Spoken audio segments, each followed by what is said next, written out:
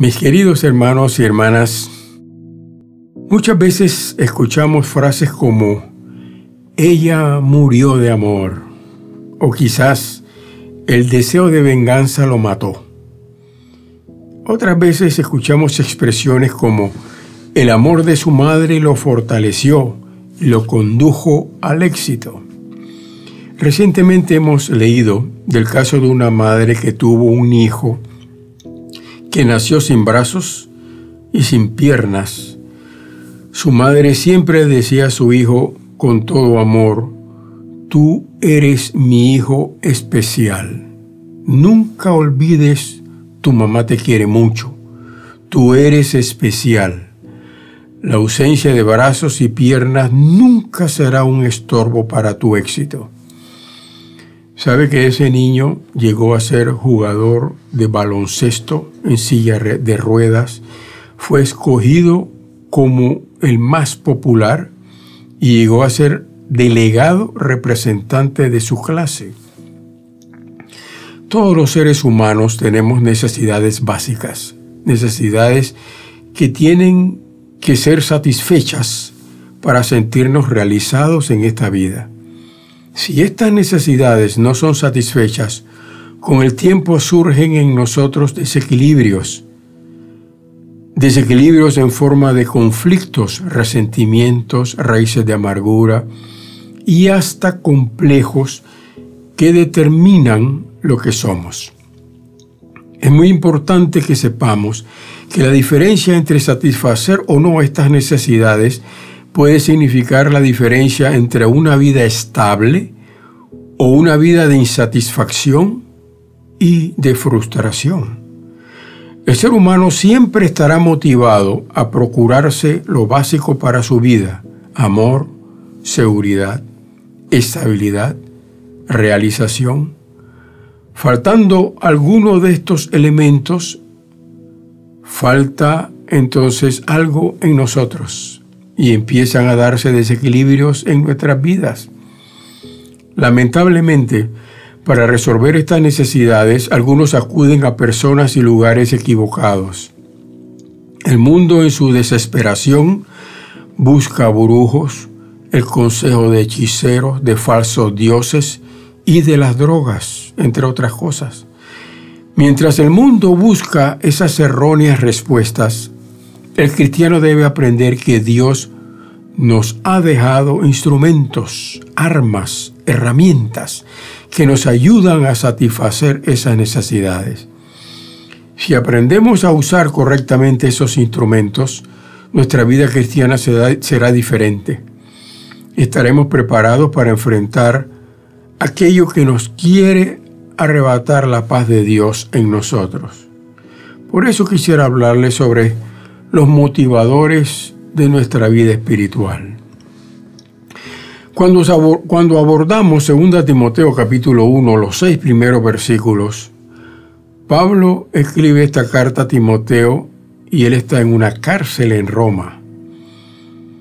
Pablo está en la cárcel por segunda vez y una ola de nuevas acusaciones se hicieron contra él. Después de haber escrito la primera carta a Timoteo, sus enemigos se habían multiplicado. Pablo fue llevado delante de las autoridades por la época del 64, la época de Nerón. Y en esta ocasión Pablo esperaba la muerte, y él lo sabía. La historia nos dice que Pablo murió decapitado. Ahora solamente le quedaba Lucas, quien estaba con él. Y allí en la cárcel le escribe a Timoteo, su amado hijo espiritual. En este momento Pablo es ya un hombre anciano, lleno de experiencias con Cristo, y empieza dándole a Timoteo una serie de consejos como un buen padre. Pablo le dice a su hijo espiritual: Timoteo, doy gracias a Dios porque sin cesar me acuerdo de ti, día y noche en mis oraciones. En el versículo 4 le dice: y cuando me acuerdo de tus lágrimas, quisiera verte otra vez, para llenarme de gozo por ver a mi hijo. Pablo le recuerda a Timoteo cuando derramó sus primeras lágrimas por el Evangelio. ¿Quién sabe cuántas veces Timoteo derramó lágrimas por cosas que vivió en el Evangelio? Ellos vivían un evangelio difícil. Hoy día venimos a un templo con aire acondicionados y sillas acolchonadas, pero estos hermanos derramaron muchas lágrimas en el servicio. Por esta causa, mucha tristeza nos causa escuchar a predicadores diciendo que el cristianismo es la oportunidad para hacerse rico y vivir cómodos. Yo me imagino cuando Timoteo recibió esta carta de parte de Pablo, volvieron a brotar lágrimas en sus ojos. Pablo lo había visto nacer, espiritualmente hablando, y había visto cómo derramaba lágrimas, quizás por los dolores del ministerio. Ahora le escribía a Timoteo como todo un ministro del Evangelio. Y al final de la porción que hemos leído en el versículo 6, Pablo le da un consejo poderoso a su hijo. Timoteo, te aconsejo que avives el fuego del don de Dios que está en ti. Pablo está aconsejando a Timoteo, entre otras cosas, que mantenga viva su motivación en Dios. Cuando aceptamos a Cristo, nos damos cuenta que no existe otro mejor enfoque de vida. Pero como el Señor le dijo claramente a las personas que lo rodearon en Marcos 4:19, cuídense de los afanes de este siglo, porque los afanes de este siglo y el engaño entran y ahogan la palabra y se hace infructuosa. Por eso el Señor nos dejó herramientas espirituales que nos sirven de protección. Permítame hablarles sobre esas herramientas que Pablo le llama avivadores del fuego espiritual. Primero, el temor de Dios. En 2 Corintios 5:11 nos dice, conociendo pues el temor del Señor, persuadimos a los hombres. Escuchamos poco sobre el temor de Dios en nuestros días y a veces perdemos la perspectiva de que el temor de Dios motiva nuestra conducta cristiana. El mismo Pablo nos dice, 1 Corintios 9:16, «Ay de mí si no anunciara el Evangelio». En otras palabras, si no anuncio el Evangelio, temo que desagrade a Dios y eso me traiga ciertas consecuencias. ¿Qué significa temer a Dios? El temor de Dios no es miedo. El temor de Dios es el respeto y la reverencia ante la majestad y santidad de Dios. Es saber que Él tiene el poder para hacer justicia por nuestros actos. El Antiguo y Nuevo Testamento relacionan el temor de Dios con el obedecerlo y el honrarlo. Isaías nos enseña que el temor de Dios es un don otorgado por el Espíritu Santo y que este don reposó en Jesucristo y reposará sobre él, refiriéndose al Señor Jesucristo, el Espíritu de Jehová, Espíritu de sabiduría y de inteligencia, Espíritu de consejo y de poder, Espíritu de conocimiento y de temor de Jehová. La vara del tronco de Isaí y el vástago son figura del Señor Jesucristo. Quiere decir que el temor de Jehová es útil y necesario en nuestro caminar cristiano.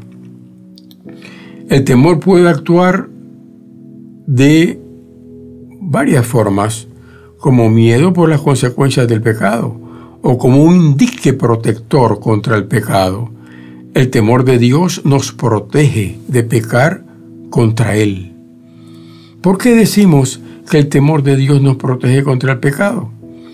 Porque cuando la tentación quiere seducirnos y viene a nuestra mente el siguiente pensamiento, todo pecado tiene consecuencias y si lo cometemos hemos de pagarlas, aunque haya arrepentimiento y perdón de Dios, ese pensamiento trabaja en nosotros.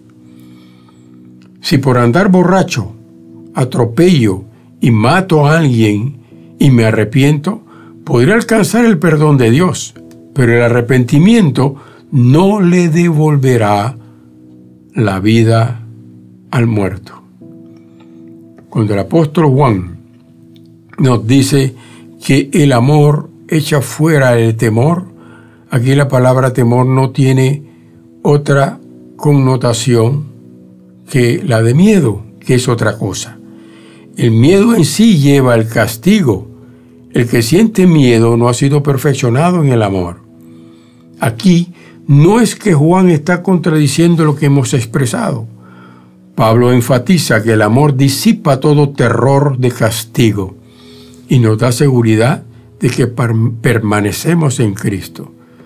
El amor hace innecesario el temor. Debemos estar muy conscientes de que tenemos un Dios de amor, pero ese amor se acompaña y debe ser acompañado de justicia. El temor de Dios nos hace ser conscientes de las consecuencias del pecado. Preguntémonos, ¿por qué evitamos faltar al trabajo? Porque si seguimos faltando, en algún momento nos despedirán. ¿Por qué la gente es capaz de dormir en las paradas desde las 4 de la mañana para no perder el metrobús y llegar temprano a sus trabajos? Porque obviamente temen llegar tarde a sus trabajos. ¿Y por qué temen llegar tarde a su trabajo? Porque temen perder sus trabajos.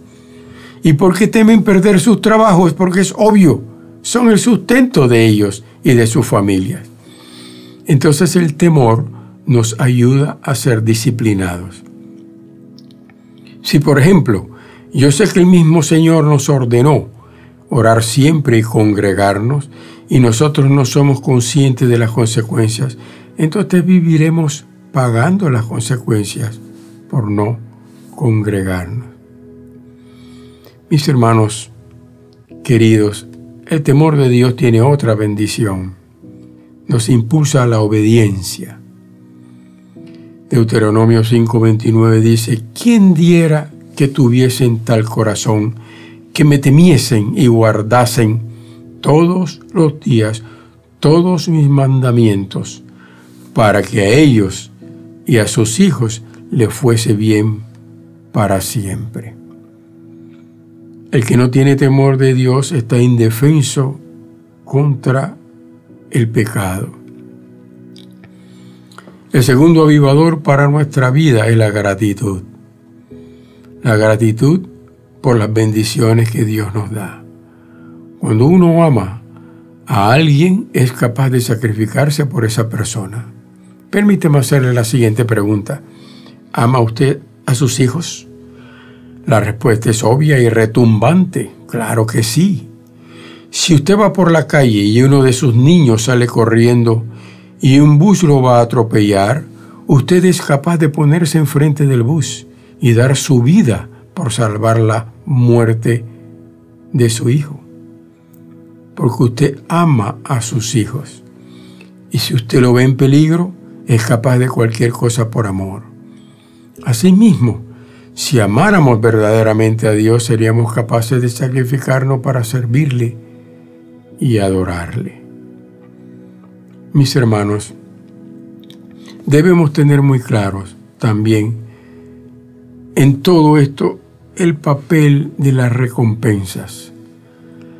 La Escritura nos enseña que todo ser humano es responsable de sus actos delante de Dios. Nadie puede decir: Dios, tú me puedes retribuir por mi desobediencia porque yo no sabía. Llegará el momento que todas las personas tendrán que rendir cuentas a su Creador, pero habrá una tremenda diferencia entre el juicio de los creyentes y aquellos que no le importó y vivieron en desobediencia. Había un hermano que cantaba en el coro de la iglesia, y el coro era grandísimo, así que él era un miembro más. Un miembro que se perdía en medio de decenas de hermanos, y muchas veces ni cantaba, sino que solo abría la boca y sus labios para hacer que cantaba. y decía para sus adentros: aquí la gente me ve sirviendo y eso es todo lo que debo hacer para el Señor.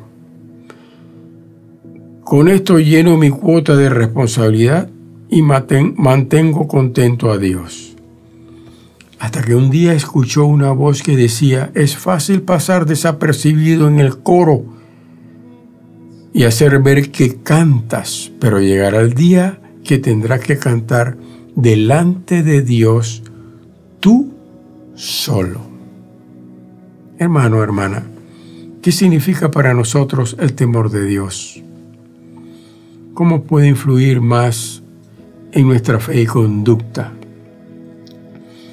¿Y hasta qué punto el amor, la gratitud a Dios han motivado nuestras acciones? Los dejo con esa reflexión. Bendiciones.